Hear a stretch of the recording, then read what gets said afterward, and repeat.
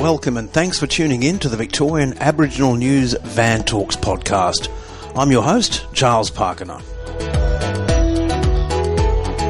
Victorian Aboriginal News acknowledges and pays respect to traditional owners and custodians across Australia. We acknowledge the elders who have gone before, those who currently lead their communities, and those who will follow in years and generations to come. This podcast was made possible with support from the Community Broadcasting Foundation. Find out more at cbf.org.au.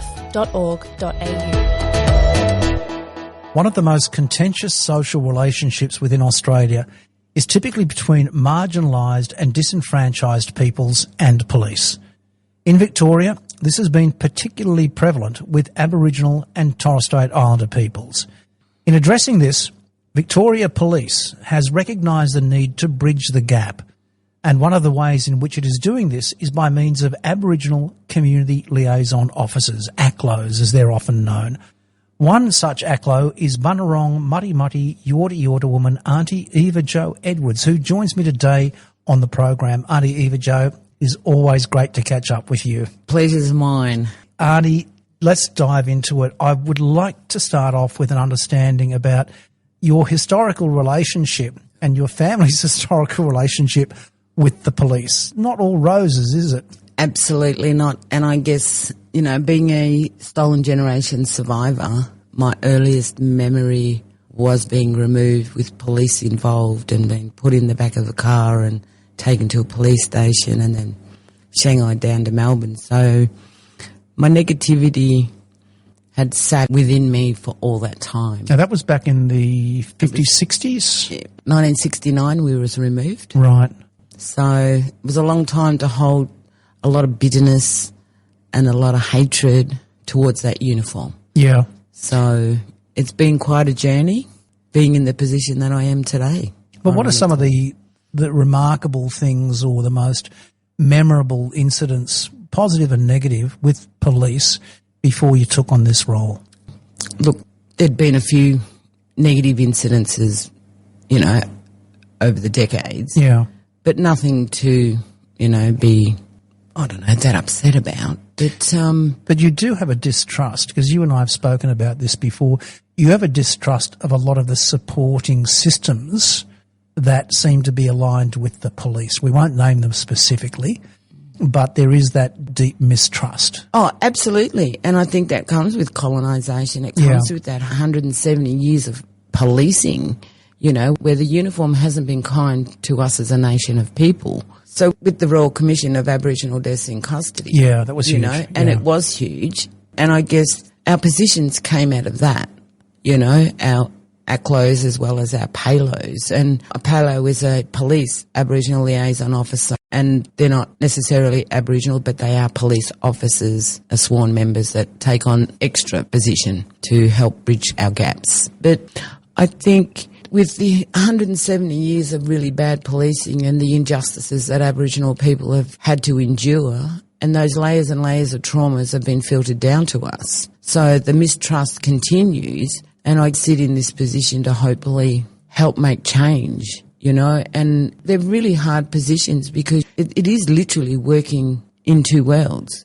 I've already lived in two worlds being a survivor of stolen gen, but now, you know, trying to convince my community that not every police officer is a bad officer. It's interesting. When I was first told on the grapevine that, Aunty Evajo's taken up this ACLO position, you really could have knocked me over with a feather, because that's the last career choice I would have thought for you. Given that for so long you've been advocating for stolen generations people, you've been working with stolen generations, you've been not just experiencing and living your own trauma, but the trauma of others who are also involved. What led you to take on this role with Vic Pol? Interesting enough, I've actually wanted the role for quite some time. You've got to explain that. I know. And I guess I was part of Reconciliation City of Whittlesea. Yep. And we'd have our meetings and you'd have your police come to those things. And I guess I always was a bit dubious, but it was that Christmas do, we're all, you know, in our Sunday best. That's what you want to call it. Oh, goodness. But I didn't recognise the police officer. Then I recognised, oh my goodness, I'm painting him with the same tar brush that I get painted, because he's someone's son, someone's father, someone's uncle, someone's brother. And it was just more the fact that the difference was that he gets to take that uniform off to blend into society. Yeah, of course. Where I'm like this 24/7, 365 days a year. So was that a turning point for you? It actually was, and I still have had, a few incidences with some officers on a personal note, but it's not a bad thing. But I think that was my realisation. And I've known, a couple of people that were in those positions, but I was always in positions within my community that I love doing, especially working with Stolen Gen, working in corrections, with our mob. So I've worked in quite a few areas. Because you've also been on the Koori courts, 10 years now? Oh, 10 years next month. Goodness. And that's gone so quick. I always think it's like only 5 years, but I do things to help make change. It's not there to tick a box, or if I see that I'm passionate about something, I'll follow it through. Yeah. And working in this position is something I'm really, really passionate about. But what were some of the key things that made you want to be in this position? You've talked about the turning point for you at that Whittlesea Reconciliation Group Christmas event and seeing people in a different light. But what were some of the things that you wanted to achieve even before you took the role on? I don't know what really made me want to take it on. Yeah. I just knew that I'd be good at it. Can I say it like that? Why not? But why not? But I think we live in a society where we have had so much distrust. That's at every level. And we're allowed to. Colonisation has done so much to us as Aboriginal people. But it's also, I look at my grandkids and they want to be police officers. What do you think about that? I love the idea. Why? Because I think we have to want to make change, you have to be part of it. So they're instruments of change? I think so. And we should be encouraging this with our kids. And I get it, how we've always been really negative. You don't want to be like that. You don't want of course. All that negative. And it will be difficult, when they do decide to do that. We do have Aboriginal police officers today. I look at overseas and I'll look at New Zealand. Of course. And I had an amazing opportunity to meet some of those really important police from New Zealand when the new chief was sworn in. But how they raised, the recruiting for mob over there. And we've got to do more of that. We've got to keep an interest. We've got to stay interested in these kids that want to. And if they change their minds, why is it that you're changing a mind? And we're all allowed to change our minds. But, to think about what changes you can help. I'm one person. We have 17 ACLOs across the state, and there's 161 Aboriginal people employed out of 22,000. Now that includes officers on the ground and staff. That's sworn and unsworn members. Wow. And we're 161. Out of how many again? 22,000 plus, I think. That's hardly representative, is it? There is none. So what is it that you want to achieve in this particular role, and couple that up with what are your specific duties, what's required of you?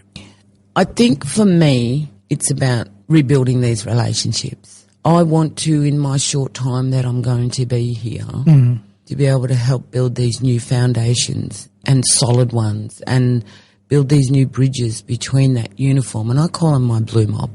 So between my blue mob and my community, which is really, really important to me, because I've met some amazing officers on my short time being here, under 2 years, who truly want to make a difference in our community. So, I find that overwhelming at times, and I would like to think very well respected, because they call me Auntie, and that's their choice. That's not me making them do that. And they say, how do you want me to address you? I said, whatever you feel comfortable with.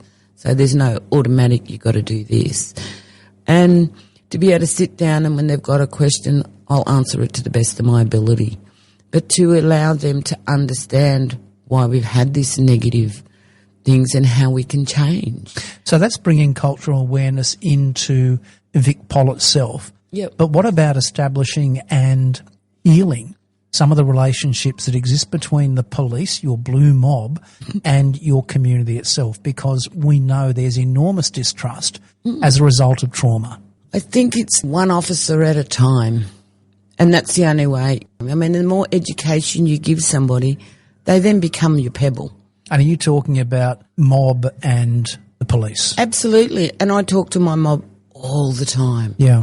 And we're trying to put some different things in place to be able to bridge gaps. And I think it's important, like, was it May this year, put on a basketball match against Victoria Police and Koori Academy. Oh, and yes. What an amazing day we had. You know, I think there was a few of these, you know, a few little elbows, no dust-ups on the court, though? No. We got flogged as Victoria Police.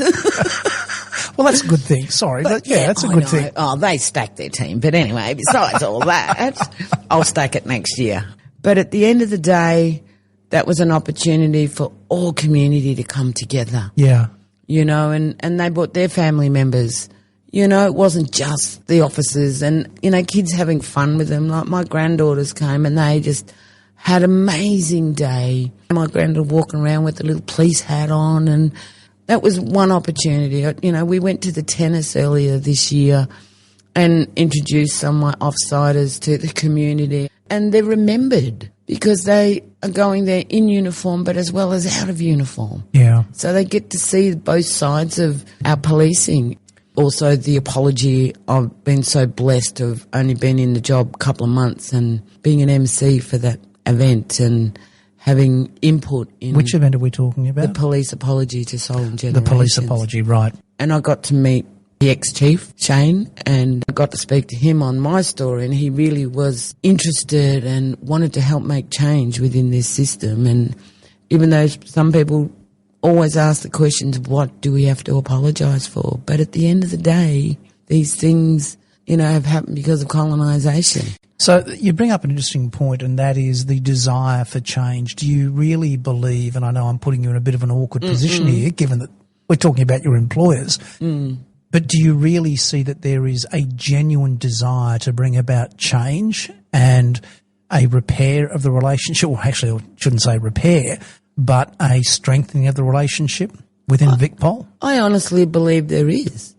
You know, I do. And I have to believe that. Yeah. Because why have we got the positions we have? Why are we in these positions? Why are we looking to have police Aboriginal liaison officers?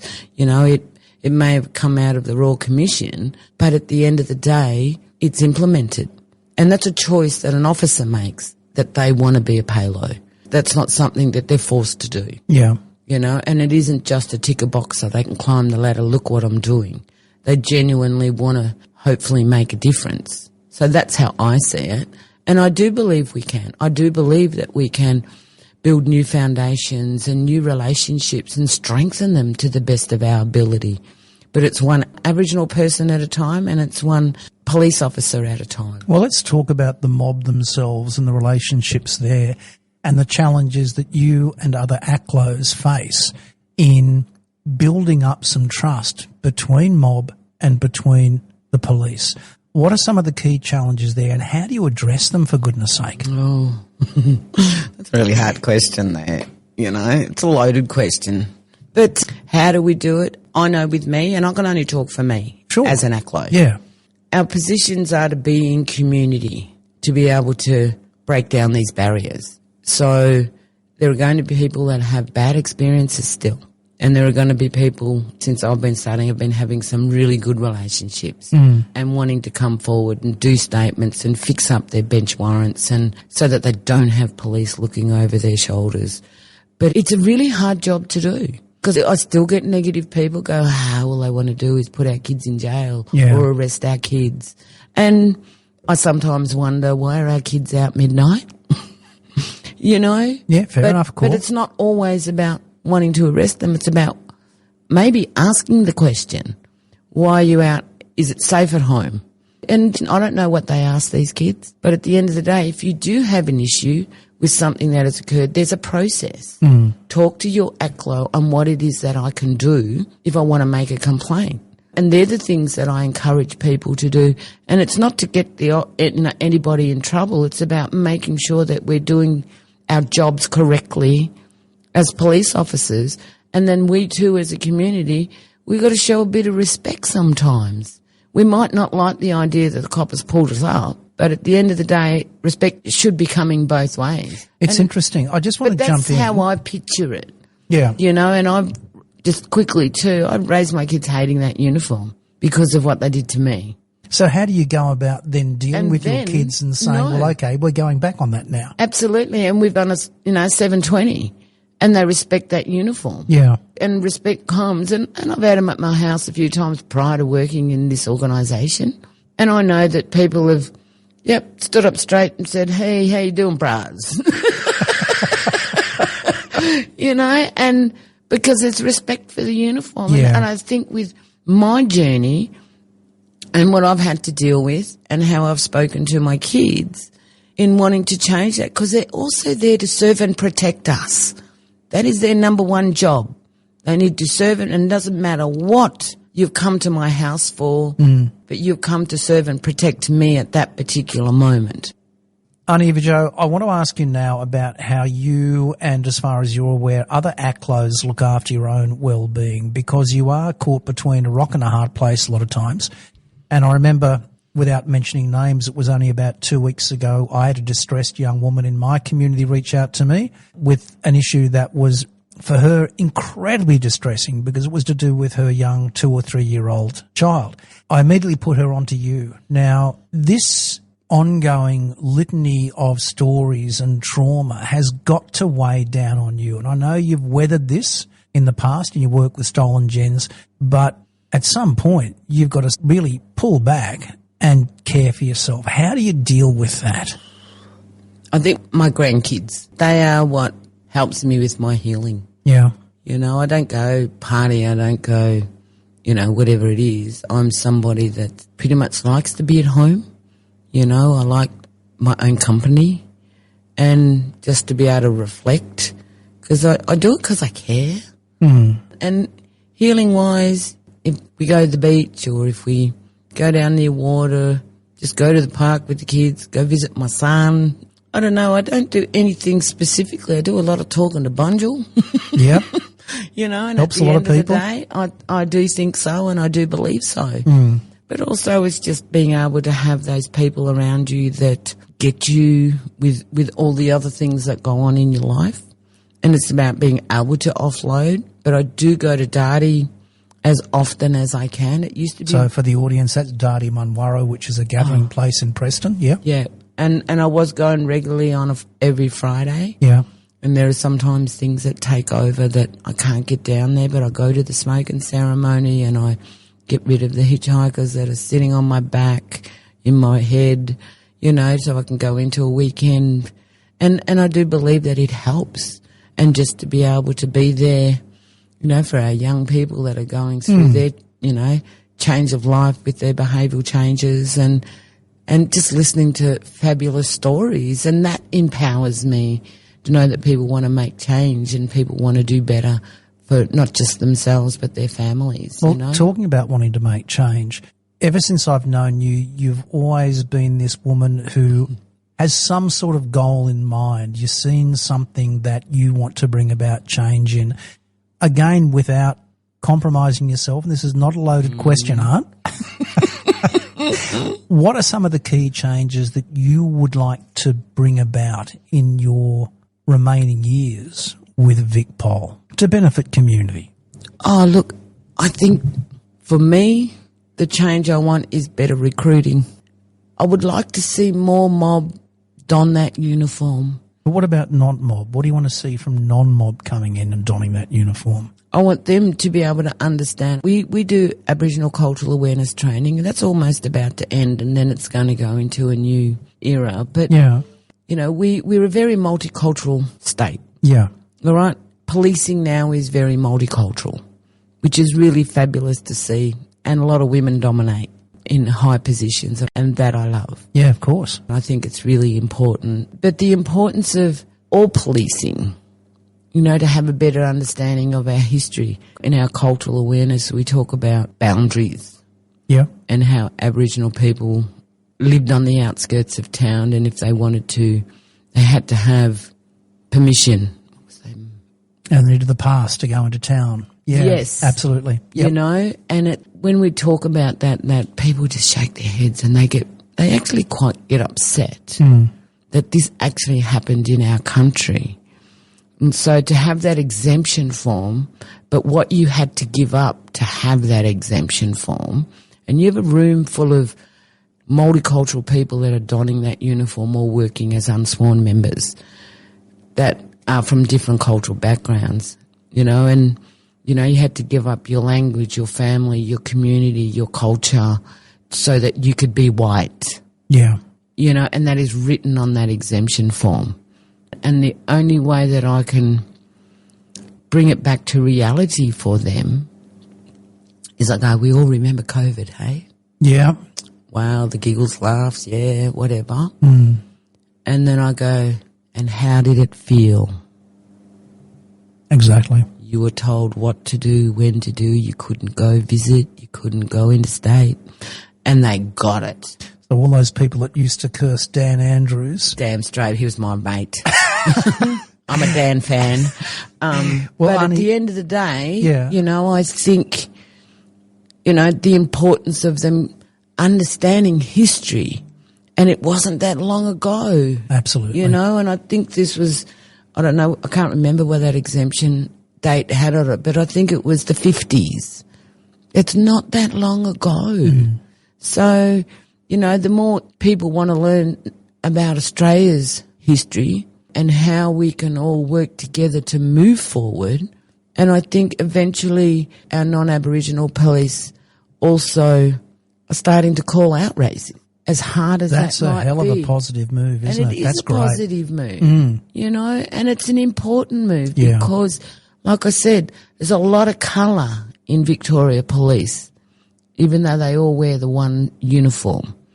And that, to me, is what's really important. And I think, just in closing, I'd only worked at this organisation for a very short time, and I think when I lost my son, how amazing they embraced me as part of their blue family. And that in itself, I was overwhelmed, and that's a big thing in my life. But it wasn't just my community that came together for me, but so did they. And I think we've got to think about, once you work for them, you become their family, so your family grows. And I'm very blessed to be part of that, but I think they're very blessed to have me too. Absolutely. No one's going to argue that. It is important, and that's how we help build relationships, and that's how I share those things with my community and what they've done for me as well as what you've done for me. And it is important. We've got a long way to go, don't get me wrong. We have a hell of a long way to go to get it right. But if we can get our recruiting better and make it safe that we want to wear that uniform and we want to make a difference in our community, but also working in this space, I do think it's important, but it's not an easy job, and it's one community member at a time, and it's one police officer at a time that we strengthen what we have. Let me finish up with this. One message that you would want to send out to our community, not the police, but to our community, in relationship to bridging the gap between mob and police, what would it be? I think what I'd like to say to community is that, they are there to serve and protect us. Yeah. And I do believe that we have some really great officers. And it's also about respect both ways. Benefit of the doubt also. One of those officers who's confronting you might be one of the good guys. And he might be, or she might be, and it's just allowing yourself to have a conversation with that person, with that officer, and because they've been called for a reason. And if ever you're having difficulties, let us know, because that is what we're here for. Aunty Evajo, thanks so much indeed for your time. Very welcome. Anytime. For a full transcript of this interview, visit the Victorian Aboriginal News website at vicaboriginalnews.com.au. Until our next episode, stay safe and stay informed.